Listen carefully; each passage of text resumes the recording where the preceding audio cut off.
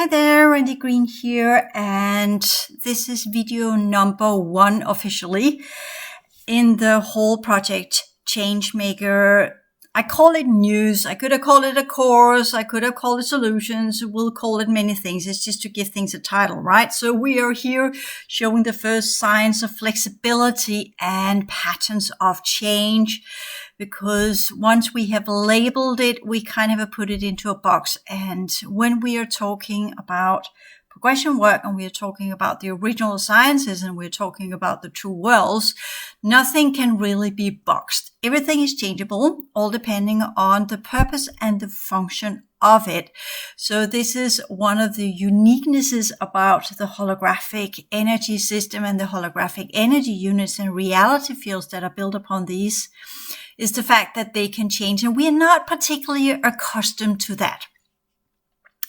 But when we talk about becoming a change maker and some of the difficulties that is within the change maker's scope of ideologies as well as self-identification, I have fancy words here, right? But we're kind of aligning ourselves with the idea, okay, I'm a change maker. Right? So that's the self-identification, kind of saying, yeah, I am a change maker. So what does that mean? And in the visual or the graphic I'm used for these videos are kind of a triangle, but it's created as a sphere instead of a triangle. And here I want to talk about 3 components that are important for the change maker work. There is the psychology behind it, the psychology of a change maker. There are the sciences, all depending on what we choose to be the change maker professional within. And then there's the implementation. And I recall when I was, I have a degree in cultures, organizational cultures, and organizational changes and organizational implementation of change and processes of change, including which we could call the Danish equivalent to college. The last piece, the great paper that you conclude college with, I talked about implementation of computeral technology, computers. That was in the 80s, so that's a long time ago, of this how society would change when we implemented the computers and the resistance to change. So my entire life, aside from also being a psychotherapist and working with people and implementing the psychological changes and the resistance towards this, is the challenge of, yes, there is a huge difference between studying something, having the skills of it as in being taught the sciences, and then the implementation as well as the psychological changes that it demands to be one that begins to change his or her surroundings. We all know the story, at least those of you who've been out working and been part of a company, at least that's how it used to be in the old days, in the olden days, right? I assume it's still that way. I haven't been within a company or corporate business since 2007, let's just put it that way. So therefore it's just a little bit kind of what's going on out there, right? I assume it's still the same. I'm still from time to time looking into business courses, business speakers, and different groups within business that are trying to create lead management, innovative management, and all sorts of different types of implementation processes that goes with the corporate world and the different forms of how to make business most efficient. But there's also the problem with making the co-workers most efficient. And one of the things that used to be part of the way things worked when I was in the corporate world was that you would send off co-workers to do some kind of course or education to upgrade their, what we call, skills in terms of technology, in terms of how to solve an issue within the company. So people could go on these small courses and then they would come back full of all of these great new ideas and then trying to implement it into their workplace, just to discover that the rest of the ones that had not been participating in that course had difficulty in aligning themselves with these new ideas. So technically, if you have a department and you are to create change in that department, you must send everybody on the same course so that they speak the same language, so that they have the same frames of references, so that they have the same ideas. And even then, these different ideas of change, the different ways of doing things are more difficult to implement. People kind of go away on these. You're going to just take yourself, you go away on a retreat where you learn all sorts of fancy meditation and the right way to eat and the right way to do exercise or whatever it is. And while you're at the retreat where that's the norm and that's how we do it here, you're infused with that energy and it's not easy, but it's easier while you're at the retreat. And then you come back home in your own environment with your grumpy or whatever's around you, right? Partner, children, what have you. And you come home with all of this, oh yeah, now we're going to do that diet and we're going to do this, we're going to do that or whatever. And your family's just looking at you and just say, yeah, you can do it. We are not going to do it. I want to have my steak. I want to have this. I want to have that or whatever. You know, males and kids, they are very resilient towards change. It takes a lot of time to change the minds of the other family members into changing the ways that the family dynamics work. You see, because people that goes together in groups, they create patterns of this is how we behave in this group. It's a tribal kind of thing. It's a way that everybody know their place. You can also call it a hierarchy. Animals have it as well. It's a behavioral system where each individual knows his or her place due to the pattern that is created together. And sometimes we actually have what we call the black sheep, right? You have a family member that doesn't really know how to fit into these patterns or family dynamics and always do something different. And typically that's seen as, oh yeah, the black sheep, he or she doesn't know how to fit into that pattern and so forth. But the matter of the fact is that that black sheep is actually part of the pattern.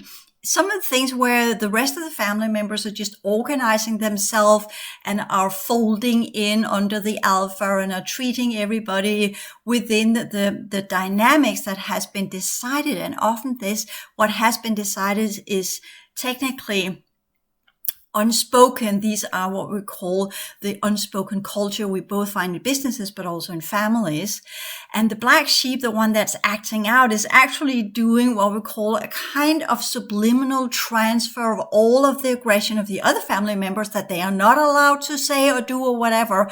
So the black sheep instead is the one that is acting that one out. And actually we have that within some old ancient rituals of within the tribes of the ancient civilizations. It's called a scapegoat, right?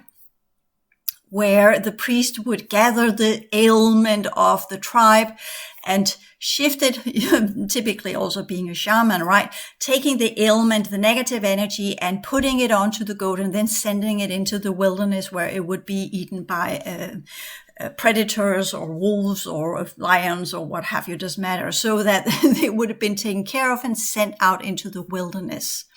We're seeing the same with kind of the transfer, evil spirits, etc., that shamans have been doing for ages, which is why shamanism is nothing to do with that nice love and light version that has been put out there today.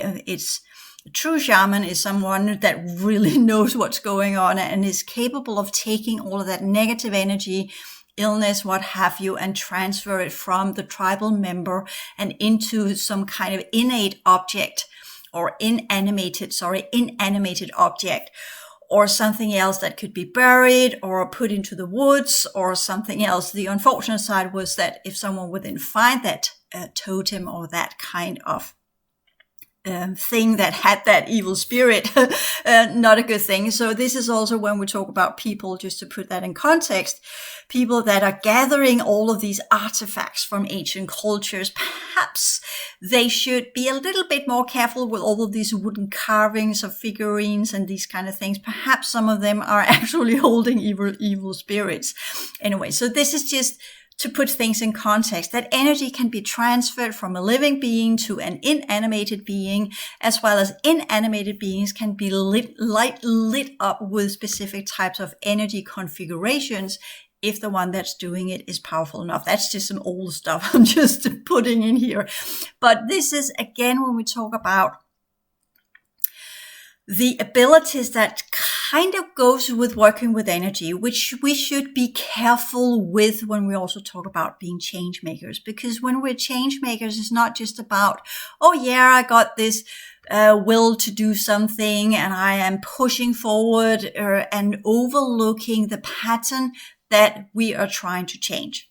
And I want to go a little bit with that one as well, because one of the things that I noticed when I began my activation process, and that was, even though I did not live with my birth family, to put it that way, anymore, I had moved on and I was living by myself. I was around 27 or 28 or can't remember. I began already when I was young and all these kind of things. But when did I really begin to change the psychological patterns and the psychodynamics of my family? Because I'm the black sheep, right?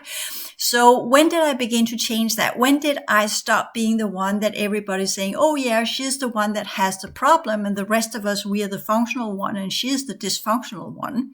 When the matter of fact is the opposite, because my family had issues. All families have issues. And I was carrying some big secrets about some of the things I knew, which others didn't know. For instance, my dad left my mom. They got divorced when I was 11. My sister, she left. She's a couple of years older than me. She left the family and she went to live with her boyfriend. So I was alone with my mom and all her, whatever that was. And I knew that nobody else knew that. And I carried that burden with me. The secrecies, the strain of it, all the things that were going on, that was mine. And I didn't talk about it. So nobody knew what was going on, but I was just crumbling under that burden. And eventually I kind of had to go through the processes of clearing out that burden and understanding it's not mine to carry. That's another important lesson to be learned. And also the dynamics of, okay, how do I release myself from the entanglement, the energetic entanglement that, and the position I've got in the family pattern? How do I clear myself of that? That's also part of the psychotherapy. And you can talk about it in psychotherapy, so you kind of know these are the dynamics and you get things into perspective using the psychotherapist as the mirror to show that, yeah, this is kind of from someone from outside that kind of know a little bit about psychology, defense mechanisms and counter transfer and projection and interjection and all these kind of fancy tools that psychologists have to work with, developed over a long line of conversations with people. And giving certain energetic dynamics that are interpersonal between humans names so that we kind of say, yeah, that's that, and then know what we're dealing with here. Then the understanding is there are energetic patterns when people are together. They get entangled in each other energetically. And that goes with children and parents as well. It's not just when we talk about what is psychology really, it's the kind of energy patterns as I talk about. And it's not just electrochemical processes. That's the physical version of it, but it goes into the energy of the emotional field, as we talked about, and it goes into the energies that we are creating together, because we as humans are made up, out of, and up off, to put it that way, different types of energy fields, which science can measure. Technically, we are composed of electromagnetic energies, all of us, and we are by that tied together. But the difference is that between me and other people, for instance, is the way that my electrochemical system works, the way my DNA unfolds its different code systems due to the different switch on and off mechanisms of my DNA that is controlled by the RNA, that is controlled by what we call epigenetics. And that's nurturement, environment, already what we kind of have lodged into our DNA, but then unfolded in different ways, all depending on how we live, how we eat, how we feel, how we think, as well as our karma, right? So these are kind of what makes us different. This is also part of the changemaker understanding, because you can say, Well, we have two people with the same type of knowledge and skills, as in kind of they studied the same material. They both want to go out and build wells in some kind of poor city in Africa. Let's just do the normal kind of things when we talk about change makers. These are typically people that are doing something really altruistic to try and help other people in other cultures that are having struggle with clean water, which we should also kind of, you don't have to go to Africa anymore. You can technically, it's already in the, up here in the Western world, quote unquote, whatever that is, with just in America or wherever. It's kind of, it's actually a bigger issue than we think of, and it will be more so in the future. So we don't have to travel to Africa to deal with the clean water issue, or just sufficient water supply, as we are also beginning to see some of the issues with. So let's just use that as a physical example, because change makers can also work with these patterns that are between people, that are part of the collective fields of humanity. You've heard me say many, many times on YouTube, I'm seeding this into the collective field, trying to change the patterns by the ones that are listening to the information so that they get an expanded perception of things, which if they would take it and implement it into their everyday life, would actually begin to change the collective fields of humanity. The problem is most people are just listening to that information, and then you have 2 minutes and then it's completely forgotten or something like that. That's the problem when people go to courses, come back to workplace. It doesn't take long before they fold back into their existing patterns of what they have created. So we have these rigid energy patterns that are created amongst people that are working together, living together, or are just being together, whatever that means. So that's some of the issues we're having with the implementation. As an individual, we also know how difficult it is just to change our behavior into a new way. We have to train it over and over and over again before it becomes part of our habits. And that is because that's how the brain works. The brain's neural networks. And it has to create what's called myelin sheath, fatty tissue around the neurons before it becomes a quote unquote habit. You have to study material many times before the neural networks begin to create the neural pathways, building up a more efficient way of processing that level of information with this fatty tissue around the neurons that are fed by the blood supply, by the way. And that will then ensure that you think in a specific pattern.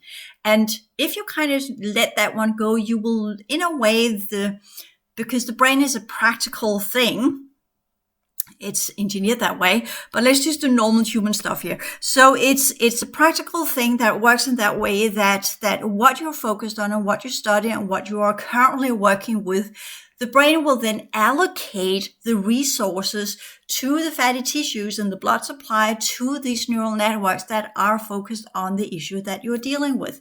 And that's why some of us that are working as change makers, it's good for us to learn to focus on one thing at a time, not spread it all over the place, because you need to align your brain to be able to comprise the resources around a specific problem that you want to solve or a specific issue you want to work with, and not being all over the place because you're just shooting blanks there. You're not really targeting your energies towards a problem solving. So that's also part of the pattern making, that you understand that the first step of the patterns that you're creating are you're creating in your brain.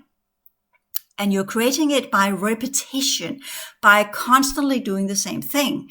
So if you have to change your habit, you have to create something else that you're doing there. I know right here I'm talking about a lot of different patterns workplace, patterns family, patterns being where you're brought up and you're lodged into these patterns, these different types of behaviors. And if you want to change, it's all about the patterns in the brain, and it's part of habit.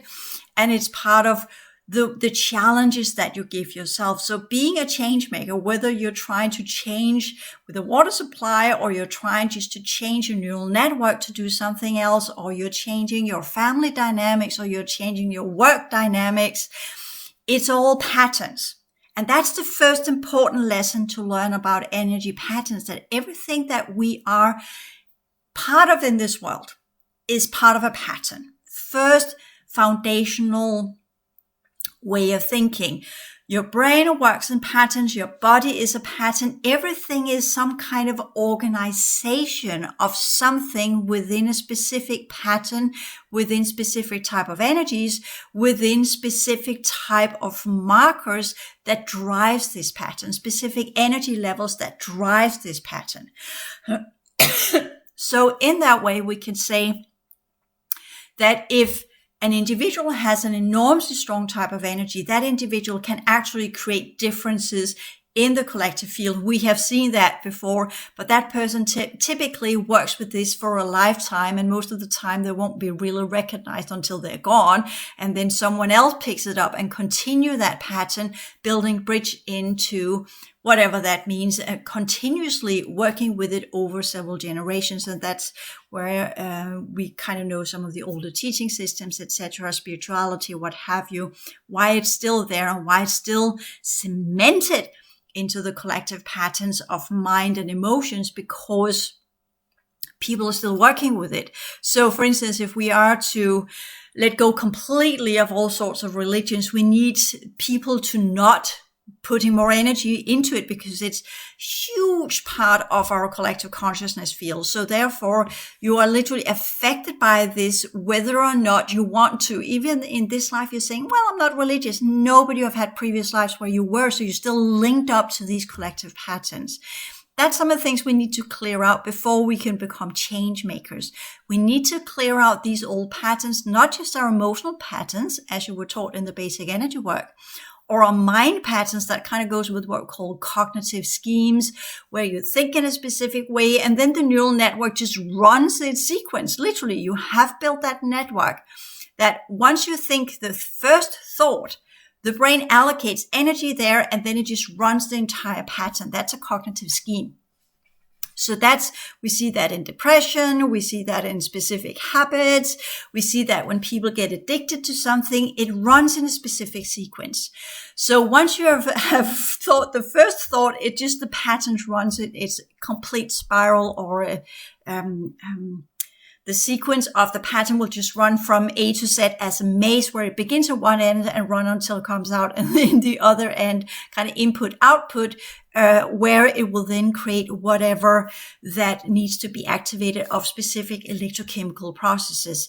And that is when we work with anxiety or depression, then the whole goal is there to stop that initiating thought, so that we catch it before it initiates the entire pattern. And then, of course, we can supplement it with the basic energy work, where we then clear the pattern by transforming it energetically, all depending on what type of frequency code sequences that we choose to use. For instance, the purple, blue, golden, white kind of sequence that I talk about in the whole integration class 6. That is a way of transforming some of the neural networks that goes with lunar energy and goes into reptile energy, goes into avian energy, and goes into what we call insectoid. And I'm here saying lunar because that's kind of lunar mammal, but the lunar mammal can also have other configurations anyway. So this is some of the things that you need to figure out. Again, depends on your energy system and your original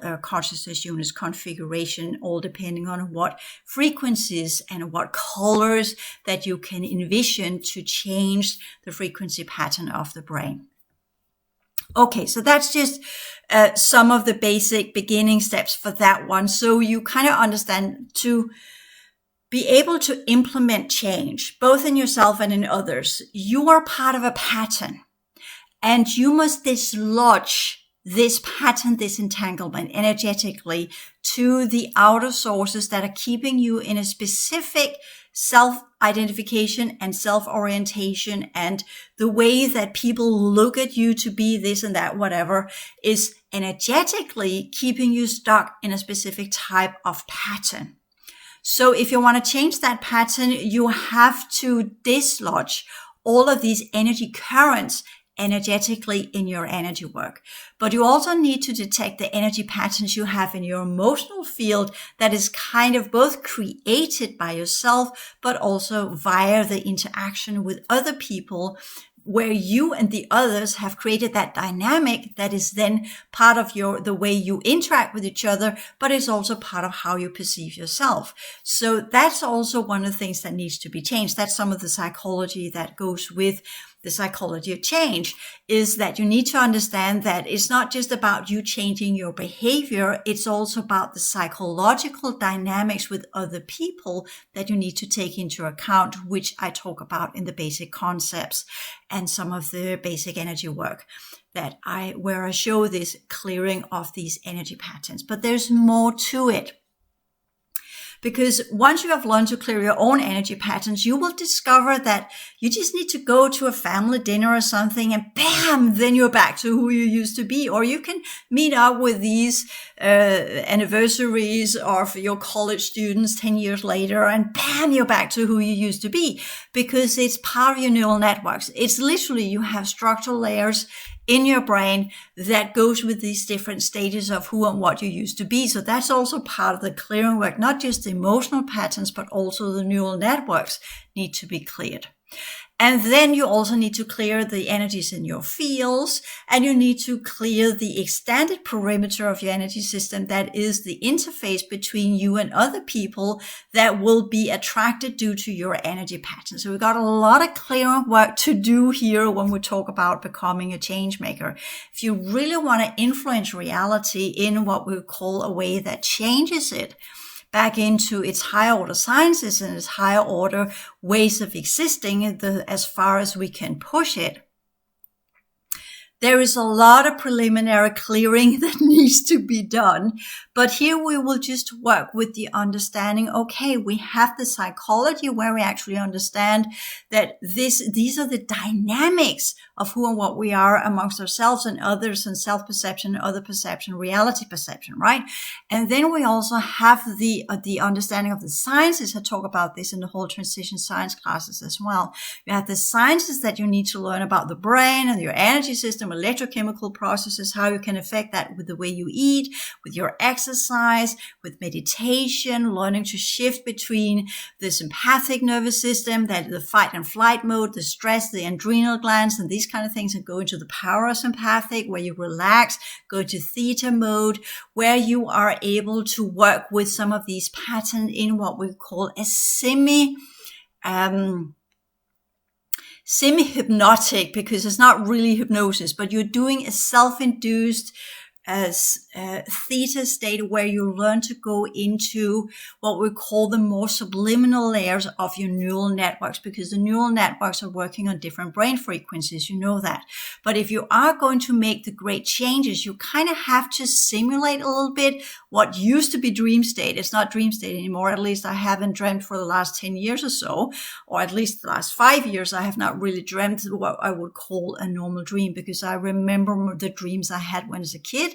And I remember the dreams I had later on, and I worked extensively, or intensively, you decide yourself, with dreams when I was in my 20s. And I wrote them down so I know what dreams are supposed to look like. And what I'm having now is not dreams. I'm in alternate reality when I'm asleep, because my energy system is transferred into these artificial timelines, which is why I know that they are there. I'm still struggling with it to clear myself. But as I said, they just shift timelines. I talk about this in the advanced clearing work. So a lot of stuff is more difficult than we think.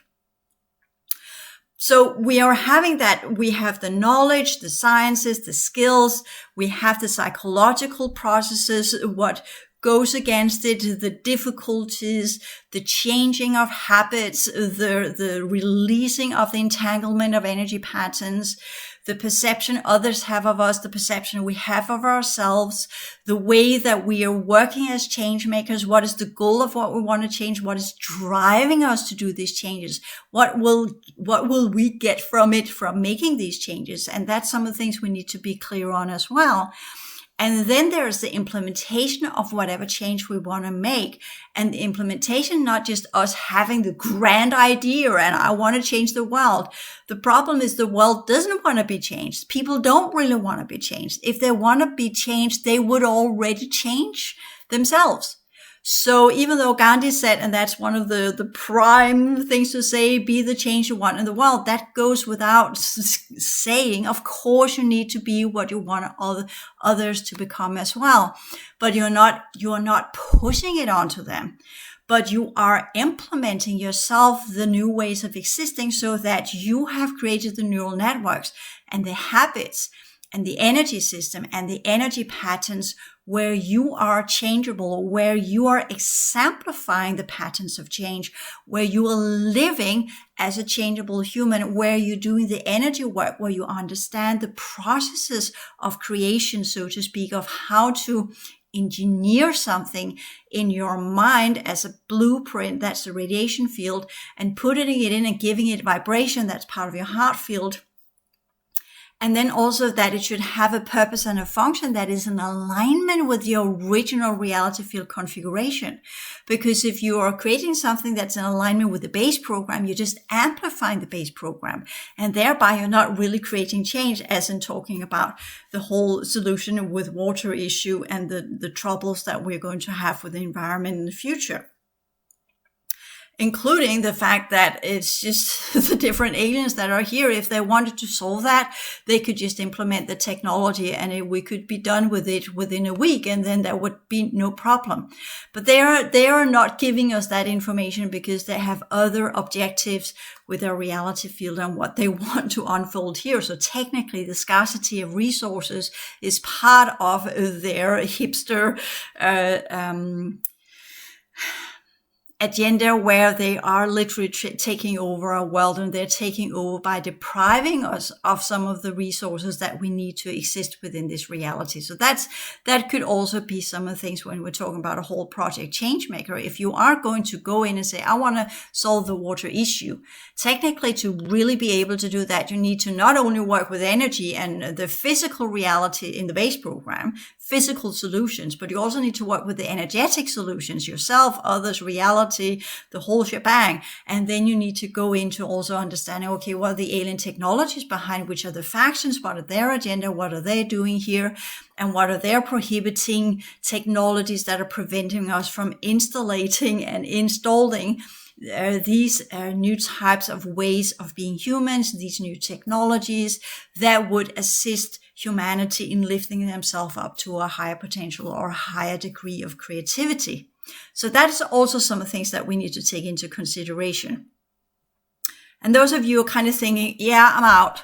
That was it. I'm not going to be a change maker. Fuck that. That's too difficult for me. You're kind of missing the point here, because when we talk about doing the progression work, when we're talking about advanced consciousness and expanded awareness and how we're going to live as an advanced civilization in the futures to come, those who will be the ones that will continue the human civilization into these futures, that's the pioneers, that's the change makers, that's the ones that can think outside the box, the ones with the strive, the vitality. I was looking for diligence, that was the word, that are living that way, that are saying, I know what's going on, I know the obstacles, I know what I'm up against, I have made my SWOT analysis, I know my strengths, I know my weaknesses, I know the opportunities, I know the threats, I know what it takes. But I'm not thinking about that. I'm just saying, I have a good idea. I'm working with that good idea.